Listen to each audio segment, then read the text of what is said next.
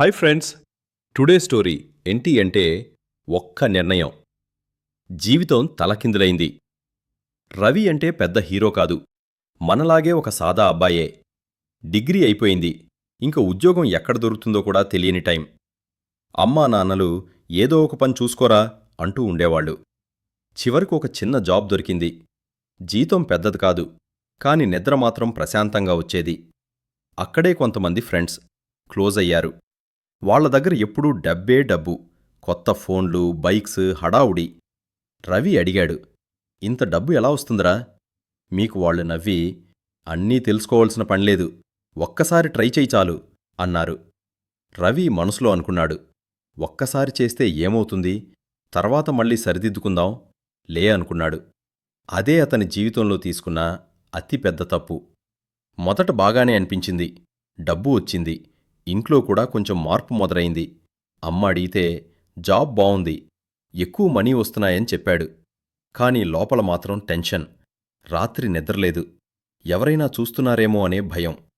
ఒకరోజు సడన్గా పోలీసులొచ్చారు. ఫ్రెండ్స్ అందరూ మౌనంగా ఉన్నారు. రవి ఒక్క మాట కూడా చెప్పలేకపోయాడు. ఆ రోజు అతని పేరు పేపర్లో వచ్చింది, దొంగతనం చేశారు అని. ఆ పేరు గర్వంగా కాదు, అవమానంగా వచ్చింది. పోలీస్ స్టేషన్ నుండి ఇంటికొచ్చాక ఎవరూ ఏమీ మాట్లాడలేదు. అమ్మ ముఖం చూడలేకపోయాడు, నాన్న మాట్లాడలేదు. అప్పుడు రవికి అర్థమైంది, పేరు సంపాదించడానికి సంవత్సరాలు పడతాయి, కాని పోయేందుకు ఒక్క నిర్ణయం చాలు. చాలా రోజులు ఇల్లు దాటి బయటికి రాలేదు, కాని ఒకరోజు తనకు తానే చెప్పుకున్నాడు, తప్పు చేశాను, అంతేనా జీవితం? అక్కడే ఒక నిర్ణయం తీసుకున్నాడు. ఎలా అయినా సరే నిజాయితీగా మళ్లీ మొదలుపెట్టాలి అని అనుకున్నాడు. చిన్న పని, తక్కువ జీతం, ఎవరూ నమ్మరు. కాని ఈసారి రవి వెనక్కి తగ్గలేదు. రోజులు గడిచాయి, నెలలయ్యాయి. మెల్లగా వాళ్లకూ అర్థమైంది, ఈడు మారిపోయాడు అని.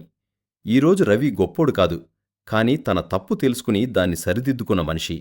అదే అతని నిజమైన గెలుపు. ఏంటి, ఈ కథ మీకెక్కడైనా తెలిసినట్టనిపించిందా? జీవితంలో ఒక్క తప్పు అంతా కాదు, సరిదిద్దుకునే ధైర్యం ఉంటే చాలు.